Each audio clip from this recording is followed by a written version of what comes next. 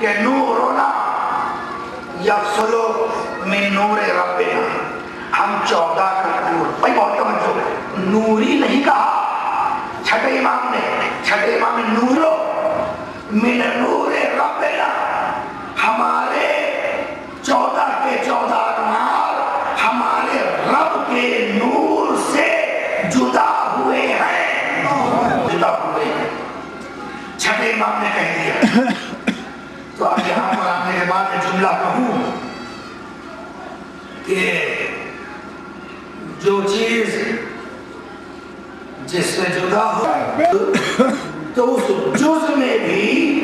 کل کے صفات ہوں گے،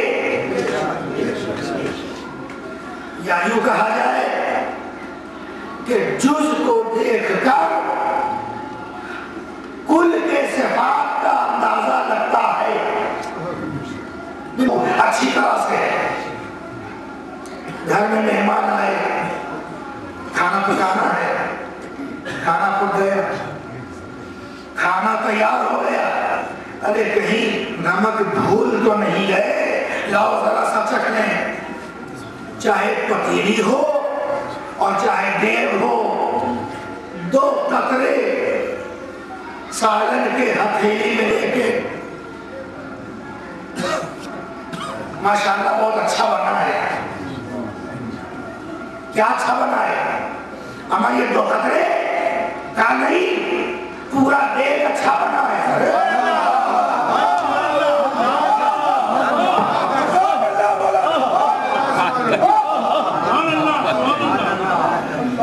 اما چکھا 2 قطرے میری ماں نے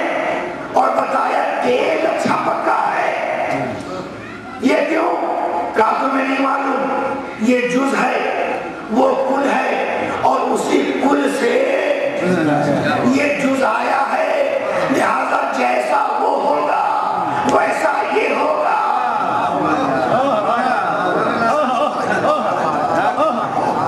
بھائی ہم پورے دیگ کو کھا کے تو بتا نہیں سکتے، اور ہمیں پہچاننا ہے پورے دیگ کو، تو اس کا طریقہ یہ ہے کہ کل کو پہچاننے کے لیے جز کا پہچاننا ضروری ہے۔ جز کو پہچان لو، کل کا اندازہ لگاؤ، اگر جز نمکین ہے تو وہ نمکین ہے، اگر جز میٹھا ہے تو وہ میٹھا ہے، اگر یہ پھیکا ہے تو وہ پھیکا ہے، اگر یہ تیتا ہے تو وہ بھی تیتا ہے، یعنی جز کو دیکھ کر کل کی معرفت ہوتی ہے۔ معرفت کے لیے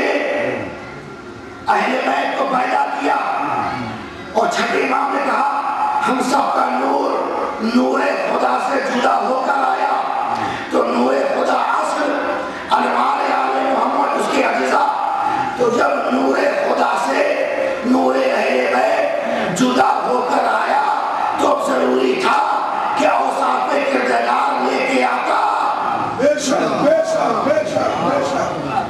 اس لیے کہ جب اللہ کی معرفت کے لیے یہ انوار اہل بیت خدا نے جدا کیے ہیں، تو اس کا مطلب یہ ہوا کہ یہ معرفت پروردگار کا ذریعہ ہیں، ان کو دیکھتے جاؤ، خدا کو پہچانتے جاؤ۔ ہمارے اندر اتنی طاقت کہاں کہ ہم اصل تک جا سکیں، علم الہی کا اندازہ لگا سکیں۔ اللہ نے کہا کہ یہ معرفت کا ذریعہ اہل بیت ہیں، ہمارے علم کو دیکھنا ہے تو عالم علم لدنی کو دیکھنا، ہماری قدرت کے پہچانوانے کا ذریعہ یہی ہے، ہماری طاقت کے پہچانوانے کا ذریعہ یہی ہے، ہمارے علم کے بنوانے کا ذریعہ یہی ہے، ہماری طاقت، ہمارے اقتدار کے بنوانے کا ذریعہ یہی ہے۔ کیا یوں کہا جائے کہ اسی لیے تو ہم نے آل محمد کو مظہر اوصاف کردگار کہا، کہ صفات کبریا کے آئینہ دار اہل بیت ہیں، اوصاف پروردگار کے مظہر اہل بیت ہیں۔ اپنے پہچانوانے کے لیے اللہ نے انہیں بھیجا، یہ آئینہ دار بن کے آئے، مظہر اوصاف بن کر آئے، اور شاید اسی لیے پروردگار نے اہتمام دیے برپا کہ ان کو اگر مظہر بنایا اپنے صفات کا تو نام بھی ویسے ہی عطا کیے۔ وہ محمود تھا تو اس نے محمد بنایا،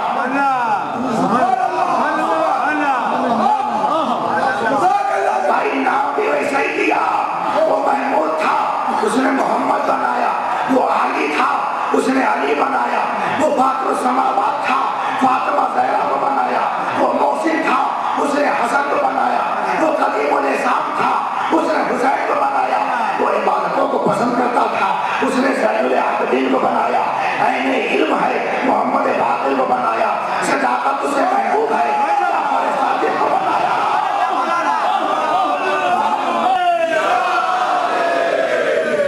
جعفر صادق کو بنایا، ہر کام اپنی رضا سے کرتا ہے، علی رضا کو بنایا، تقویٰ اسے محبوب ہے محمد تقی کو بنایا، نقاہت اسے عزیز ہے علی تقی کو بنایا، بنا لشکر کے ساری کائنات پر حکومت کرتا ہے حسن عسکری کو بنایا۔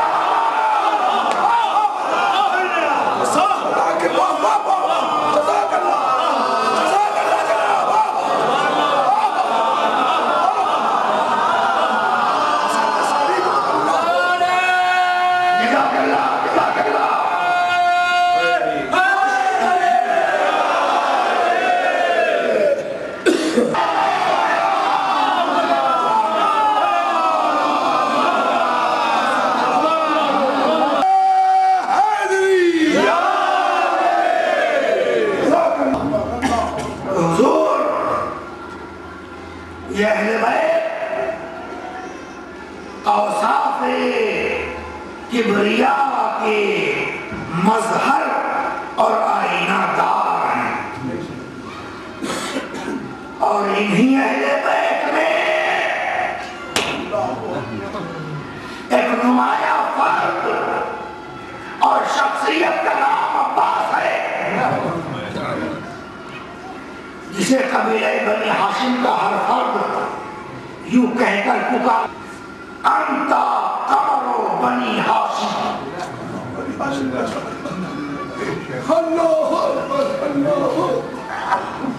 عباس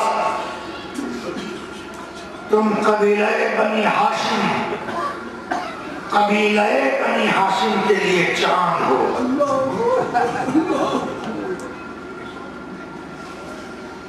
اللہ میری سمجھ میں تو جب غازی کا نام آتا ہے سمجھ میں نہیں آتا کہ کہاں سے ذکر خزائن شروع کیے جائیں، اور بات آ گئی ہے تو آئیے اسی لفظ قمر بنی ہاشم پر ذرا گفتگو ہو جائے، اس لیے کہ بسا اوقات ہوتا یہ ہے کہ بہت سے آداب و القاب اتنے زبان ہوتے ہیں، اتنے زبان ہوتے ہیں کہ ہم زبان زد اور ضرب المثل ہونے کی وجہ سے بھی ان کی اہمیت سے غافل ہو جاتے ہیں۔ یہ کہتے نہیں ہیں چراغ تلے اندھیرا، قمر بنی ہاشم قمر بنی ہاشم، ذرا اور کہیے کہ قمر بنی ہاشم کا مطلب کیا ہے؟ ماشاءاللہ کوالیفائڈ افراد کے درمیان، ایجوکیٹڈ لوگوں کے بیچ میں، پڑھے لکھے طبقے درمیان مجھے گفتگو کرنے کا موقع مل رہا ہے، اس لیے ہمت جٹا کر یہ بات عرض کرنے کی کوشش کرنا چاہوں گا۔